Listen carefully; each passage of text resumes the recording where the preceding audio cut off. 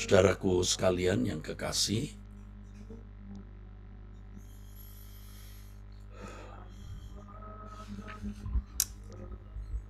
saya mengajak saudara untuk membuka mata terhadap fenomena real, fenomena nyata dalam kehidupan sekarang ini, di mana kegelapan bukan hanya meliputi dunia di luar gereja, tapi juga ada di dalam lingkungan gereja dan kehidupan orang-orang Kristen. Bicara mengenai kehidupan orang-orang dunia, kita tidak perlu persoalkan karena memang demikian keadaannya. Ya, anak-anak dunia yang sibuk dengan masalah materi, yang cara memandang hidup hanya dalam dua perspektif paling tidak, yaitu materi dunia dengan segala hibur. Perspektif yang kedua, perasaan dan kesenangannya sendiri. Tetapi bagi kita mestinya perspektifnya adalah bagaimana kita melihat, mempertimbangkan perasaan Allah atau kehendak Allah dan kekekalan. Dua itu, saudara. Ini bertolak belakang dari cara pandang anak dunia. Kalau anak dunia, perspektifnya dunia hari ini dan keinginan atau kehendaknya sendiri, keinginan atau kepuasannya sendiri. Tapi bagi kita adalah kehendak Allah yang harus kita pertimbangkan menjadi hal utama dalam hidup ini, atau perasaan Allah yang harus kita pertimbangkan dalam segala hal yang kita alami, yang kita lakukan, yang kita putuskan, dan kekekalan. Ya, kita tidak perlu mengharu-birukan keadaan anak-anak dunia yang perspektifnya memang sudah salah, sudut pandangnya sudah salah. Tetapi ini yang menjadi keprihatinan dan duka kita. Banyak orang Kristen dan gereja-gereja yang sebenarnya sudut pandangnya belum benar.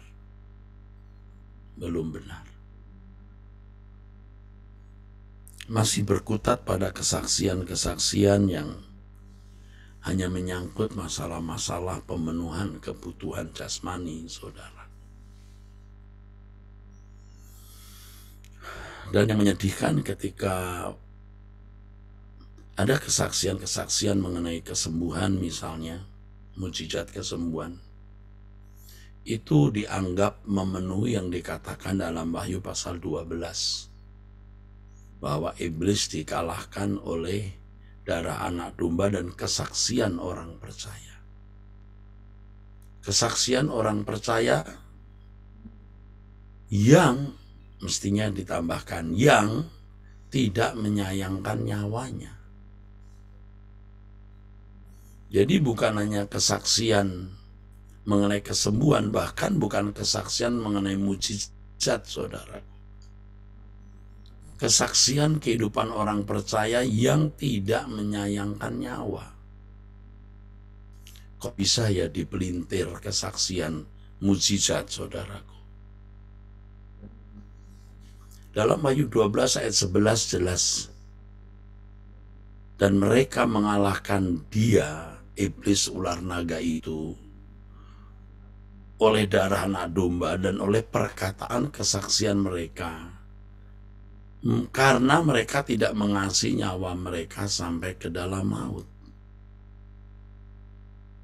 Orientasi berpikir banyak orang Kristen hari ini, bahkan yang tanpa disadari dipromosikan oleh banyak gereja, adalah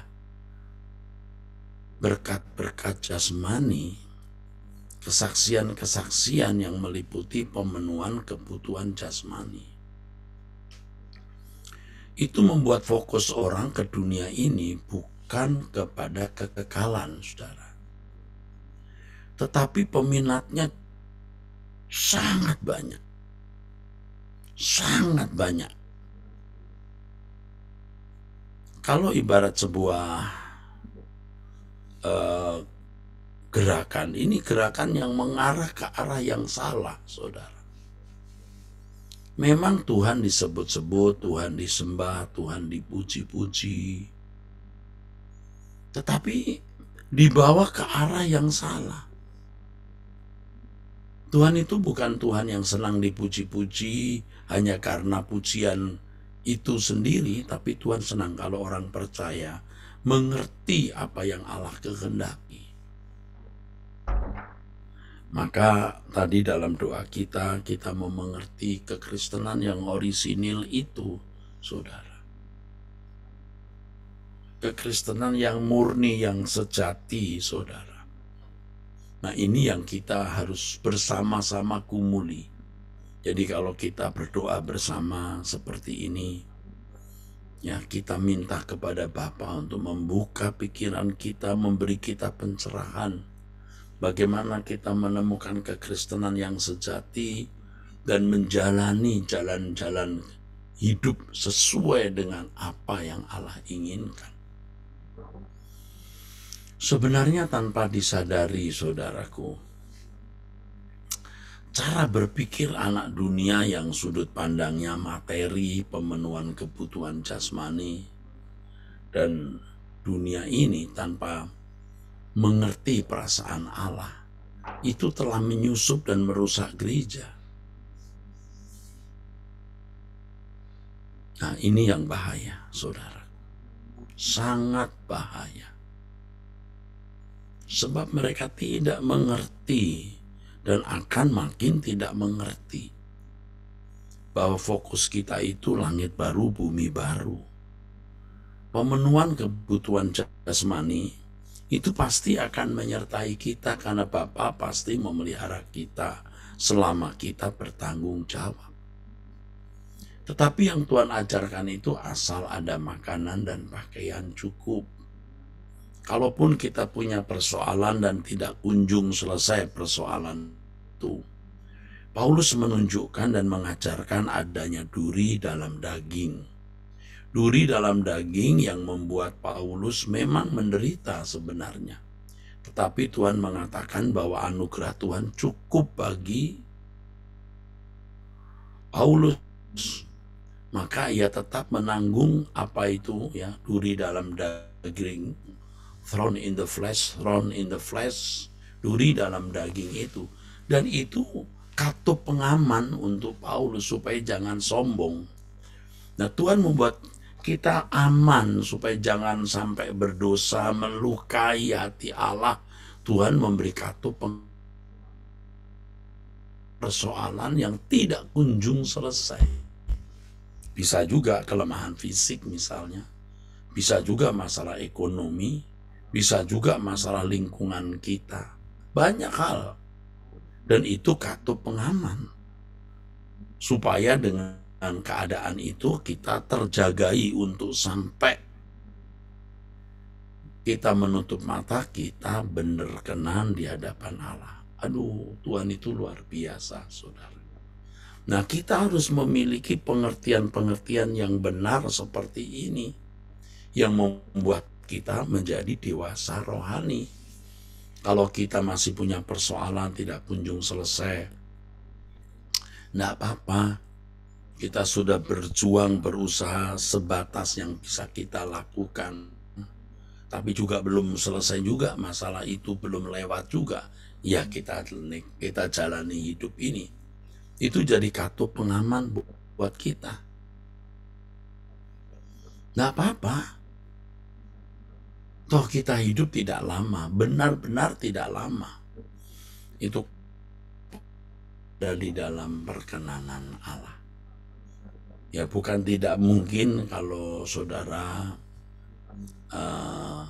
bisa bertumbuh dewasa, tidak perlu ada katup pengaman itu, ya Tuhan angkat katup pengaman itu, bisa saudara. Asal ada makanan pakaian cukup kok, ya saudara. Kalaupun ada masalah, itu Tuhan jadikan katup pengaman. Jadi bukan satu kebanggaan kalau kita punya masalah lalu bisa selesai, waduh rasanya hebat. Cara berpikir kita tidak boleh kanak-kanak seperti itu.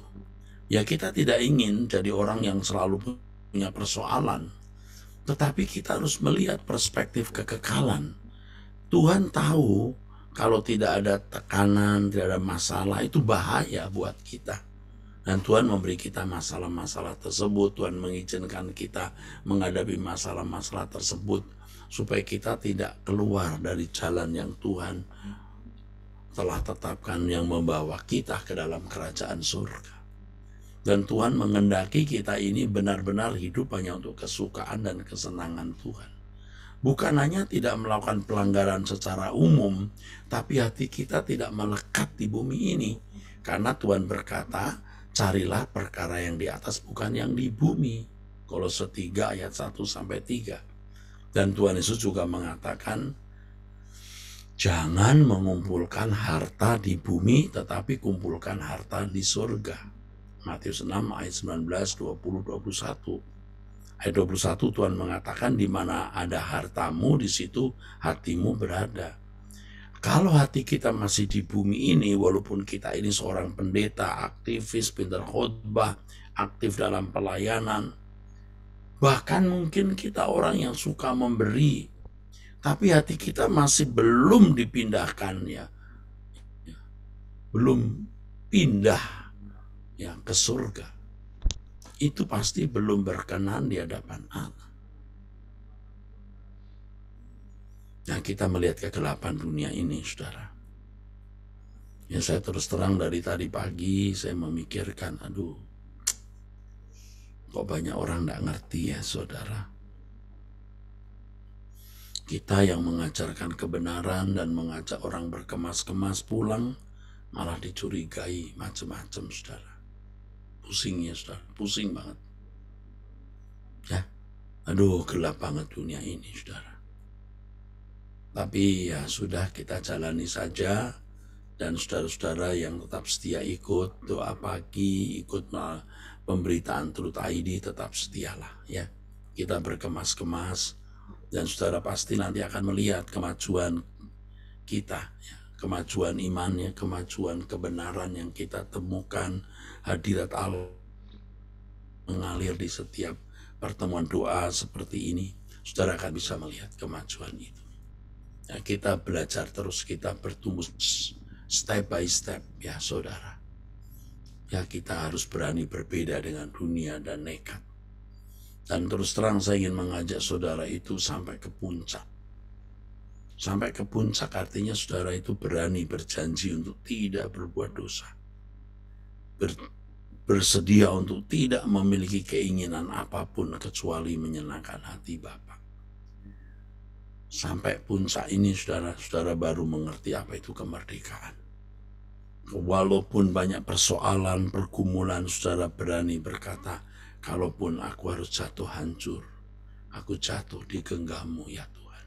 Ya, baik saudara, saya kira cukup ya. Kita akan tutup dalam doa. Mari kita berdoa. Terima kasih untuk pertemuan doa pagi ini waktu Indonesia Barat. Bapa, kami berat menjalani hidup, tapi kami mohon penyertaan-Mu. Engkau pegang tangan kami terus. Kami serahkan hidup kami masing-masing, keluarga kami dan orang-orang yang kami kasihi dalam tangan-Mu. Terima kasih Bapa, dalam nama Tuhan Yesus Kristus. Amin. Amin. Tetap setia doa pagi. Sampai ketemu saudaraku, Tuhan berkati.